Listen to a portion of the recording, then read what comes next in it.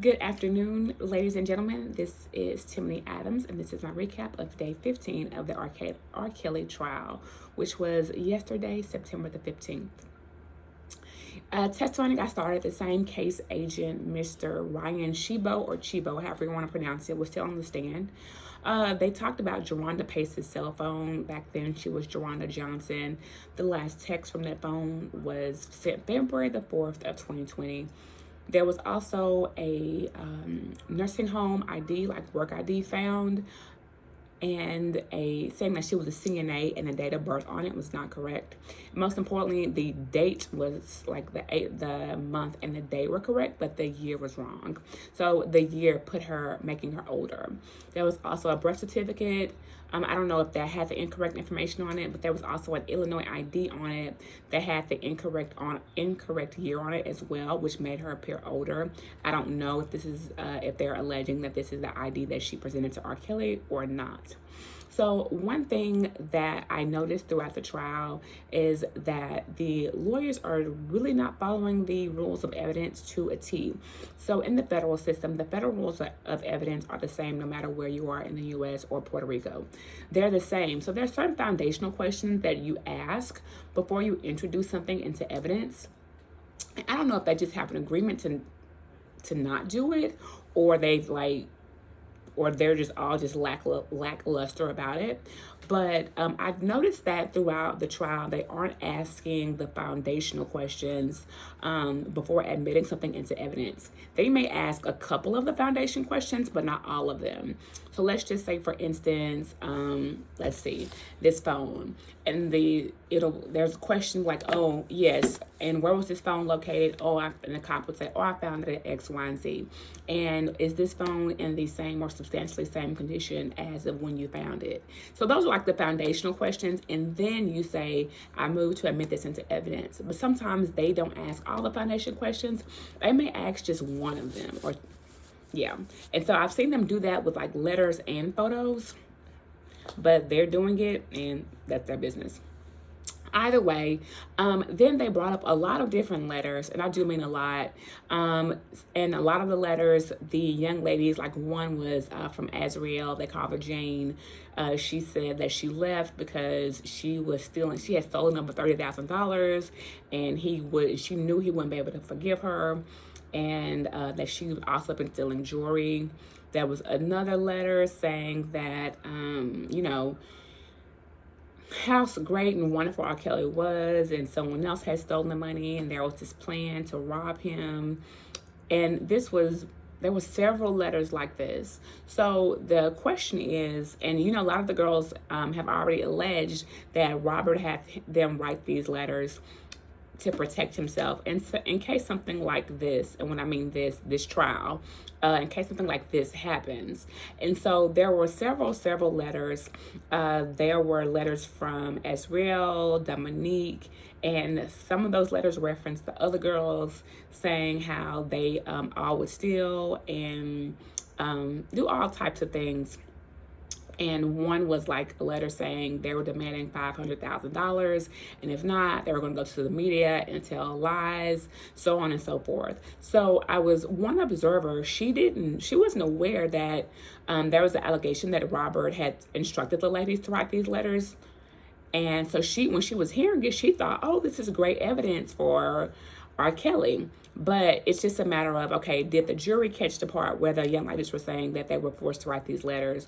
Or is the jury taking these letters at face value and genuinely believing that these girls were stealing from him? Next, there were several cell phone downloads that were discussed.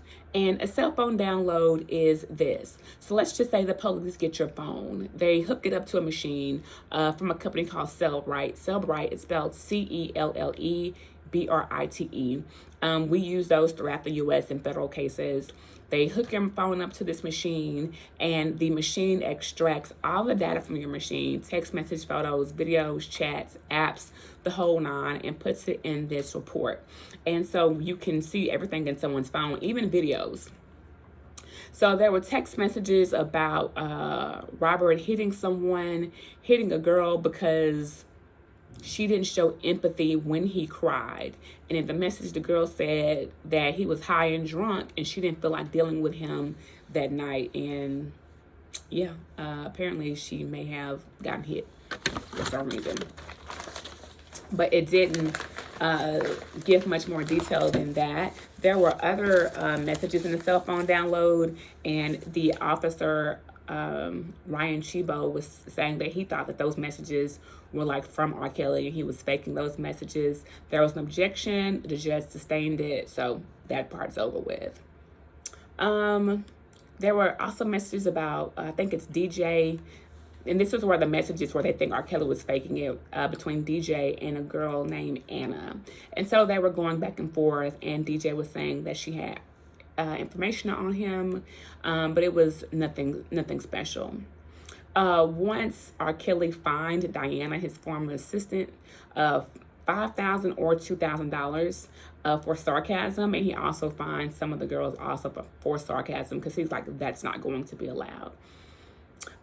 Next, this is when things got weird, and this is where most people left or just completely checked out. So there were several videos that were extracted from the iPads that were found in the storage and in his home. So the people who were watching, which is the public, we weren't allowed to see the videos or even hear the audio. So in the courtroom, the jurors had earphones so they could hear the videos, and they have screens where they can see it, but we weren't able to see it. And so a lot of the press was complaining. They're like, oh no, this is a public trial, we should be able to see this, so on and so forth. So the first started out with a 15-minute video, and they said, oh, but we're only going to play 11 minutes of it. So we're all just sitting in the room watching for 11 minutes with complete silence.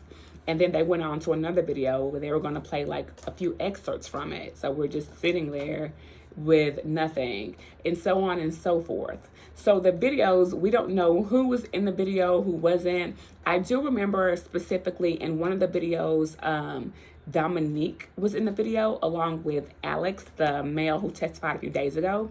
And I don't know if I mentioned this the other day, but Alex said that when he was having sex with R. Kelly's girlfriends, he described them as zombie-like. And that R. Kelly had to tell them, you know, do it like you mean it, kiss like you mean it, moan, and things like that. But there were several videos, and we don't have any other details about who was in them or what was taking place. Probably before lunch, well, maybe about 12-ish, we weren't going to lunch yet. They were putting on another video that was about an hour long or a little bit longer. And the prosecutor says, oh, we're only going to play 25 minutes of the video. And everyone in the observer room just got up and left, because that meant for 25 minutes, we were just going to be sitting there hearing nothing, doing nothing.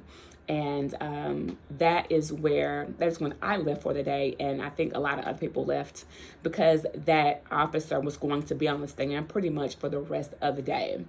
And that is the end of my recap for the R. Kelly trial, day 18.